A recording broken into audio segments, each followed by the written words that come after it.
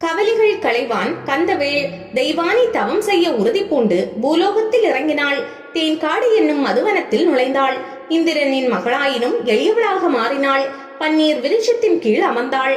தியானத்திற்குரியவரை மனதில் நிறுத்தினாள். அதே சமயம் வேறொரு புறம் அம்பரன், அம்பன் என்ற இரண்டு அரக்கர்கள் அதே மதுவனத்தின் வெகு தொலைவில் தவம் இயற்ற எண்ணி அக்னி குண்டங்களின் மத்தியில் அமர்ந்தார்கள். அது தேவர்களை விட அசுரர்கள் கடுந்தவம் இயற்றிய யுகாந்திர காலம். தேசமெல்லாம் மறந்து தீ சுடினும் தவம் கலையாது கைலைநாதன் வரும் வரை காத்திருந்தனர். அரணும் மகிழ்ந்து அவர்கள் கோரிய வரம் அளித்தார். ஆனால் கிடைத்த வரத்தை ரத்தினமாக பாதுகாக்காது மகாபாதக செயலாக அடாது செய்ய ஆரம்பித்தனர். குழந்தை குமரன் குமரப்பருவத்தை எட்டியிருந்தான். அம்பரனுக்கும் அம்பனுக்கும் தந்தையார் அகமகிழ்ந்து அவர்கள் கேட்ட வரங்களை ஒன்றுவிடாது அளித்ததை அறிந்து மகிழ்ச்சியுற்றான். ஆனால் அடுத்தடுத்து நிகழ்ந்தவை கந்தனை கோபசிகரத்தில் ஏற்றியது. அசுரர்கள் தேவகுல பெண்களின் கற்பை சிதைத்தனர். காம கொடூரர்களாக விளங்கி தேவலோகத்தையே நரகலோகமாக்கினர். இந்திரன் இடிந்து அமர்ந்தான். தேவர்கள் கூட்டம் கதறியது. கையிலே சென்று ஈசன் முன் கண்ணீர் பெருக்கி அரக்க சகோதரர்கள் செய்யும் அட்டகாசங்களை சொன்னது. உடனிருந்த கந்தன் முதலில் எழுந்தான். தந்தை அளித்த வரங்கள் இப்படி அதர்மம் செய்வதற்கா என கர்ஜித்தான். பார்வதி தேவி கந்தனை சமாதானப்படுத்தினாள்.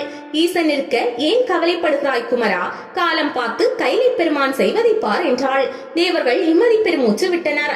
அம்பர சகோதரர்கள் நித்திரையின் போது மஞ்சத்திலிருந்து தவறி விழுந்தனர்.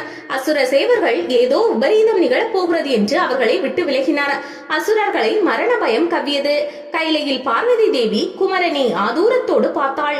இவனுக்கு எப்போது மனம் செய்விப்பது என மெல்லிய கவலை கொண்டாள். இவனை மணப்பவள் இருக்கும் திசையை மகாதேவன் சுட்டி காண்பித்தார். பார்வதி அந்த அடர்ந்த காட்டின் அழகை கண்டு வியந்தாள். இவளா என் மருமகள் என மயந்தாள். சிவன் இப்போது பார்வதியை நோக்க அவள் அசுரர்களை அழிக்க புறப்பட்டாள். கந்தனும் பூவுலகம் வரை தாயுடன் வந்தான். பார்வதி, இது என்னால் நிகழ்த்தப்பட வேண்டிய வதம். உனக்கானது அடுத்துள்ளது. அதோ அந்த மதுவனத்திற்கு செல். நான் சொன்னதன் காரணத்தை அறிவாய் என்றாள். தாய் சொன்ன கணத்தில் தன்னை யாரோ அழைப்பது போன்று உணர்ந்த கந்தன் அந்த திசை நோக்கி நகர்ந்தான். தேன் அடைகளிலிருந்து தேன் தாரையாக வழிந்து கொண்டிருந்ததை ஆச்சரியமாக கண்டான்.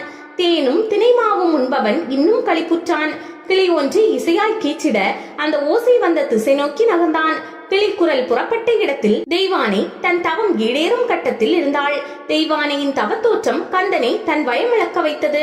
காற்றில் மிதக்கும் சிறகு போல நடந்து தெய்வானை முன்பு நின்றான். கிளி குமரன் குமரன் என்று படபடத்தது. கண்கள் திறந்தாள் தெய்வானை.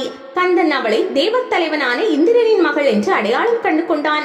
தெய்வ காதல் அரும்பிற்று. உள்ளங்கள் உரையாட உதடுகள் பேச என்ன இருக்கிறது என்பதாக சிலையாகி நின்றனர். தெய்வானை கந்தனை வணங்கி மணிந்தாள். பிறகு பிரியாவிடை பெற்று தேவலோகம் சென்றாள். வெகு தொலைவில் அம்பர சகோதரர்களின் மரண ஓலம் காட்டிற்குள் எதிரொலித்து திரும்பியது. தன் தாய் தன் கடமையை நிறைவேற்றி விட்டாள் என்ற உண்மை புரிந்தது வேலவனுக்கு. தேவர்கள் தேவியை தோத்திரம் செய்வது இனிய கானகமாக காற்றினுள் மிதந்து வந்தது. ஒளிந்து ஒதுங்கி இருந்த தேவர்கள் வானுலகிற்கு சென்ற போது வனத்தில் நடந்து கொண்டிருந்த கந்தனை கண்டனர். அசுரர்கள் கொட்டம் அழிந்ததை சொன்னார்கள். வேறொரு விஷயத்தையும் சொன்னார்கள்.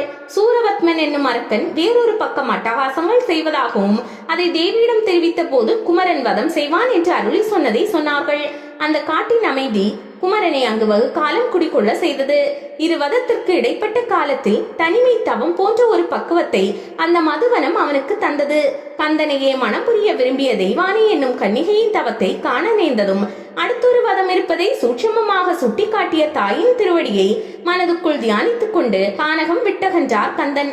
சூரபத்மனை வதைத்து தனக்காக தவமிருந்த தெய்வானியை மணந்து அடுத்து வள்ளியையும் திருமணம் புரிந்து தான் மிகவும் விரும்பிய இந்த கானகத்திற்கு வந்து கந்தன் குடிகொண்டு அடியாளர்களுக்கு அருள்மழை பொழிந்தான். அதனால்தான் இன்றும் இத்தலம் கந்தன் குடி என்றே விளங்குகிறது. தவமிருந்து தெய்வானை பார்த்த அந்த தலத்தை நாமும் காண்போமா? அன்று கந்தன் பார்த்த கானகம் போல் அடர்ந்த மரங்கள் மட்டும்தான் இல்லை. ஆனால் பச்சை பசேலென பரவி இருக்கின்றன விளைநிலங்கள். சிலு சிலுவென மனதை குதூகலப்படுத்துகிறது தென்றல். இயற்கை அற்புதத்தின் மத்தியில் அழகு குமரன் கோயில் கொண்டிருக்கிறான்.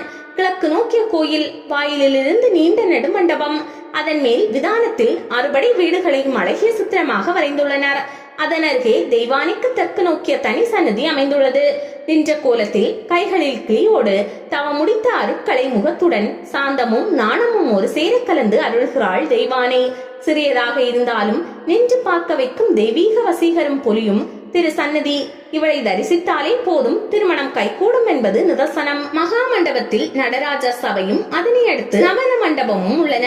அத்த மண்டபத்தை அடுத்து கற்பக்கிரகத்தில் வள்ளி தெய்வசேனாவுடன் சுப்பிரமணிய சுவாமி ஆனந்தமாக வீற்றிருக்கிறார்.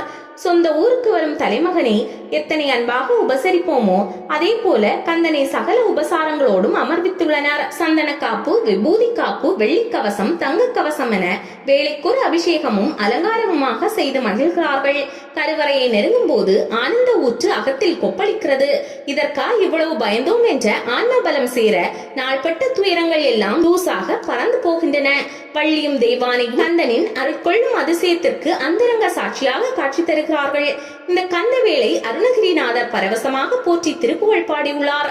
உள்பிரகாரத்தில் தெற்கே விநாயகர் வீற்றிருக்கிறார். அவரை அடுத்து வாகன அறையும் பள்ளி அறையும் மடப்பள்ளியும் உள்ளன. ஐராவதம் என்னும் தேவேந்திரனின் வெள்ளை யானையை தெய்வானைக்கு துணையாக கந்தன் குடிக்கிந்திரன் அனுப்பி வைத்தான். அந்த ஐராவதம் திருக்குளத்தில் நீராடி வழிபட்டு ஈசனை அடைந்தது. அந்த லிங்கம் இன்றும் ஐராவதேஸ்வரர் என்று அழைக்கப்படுகிறது.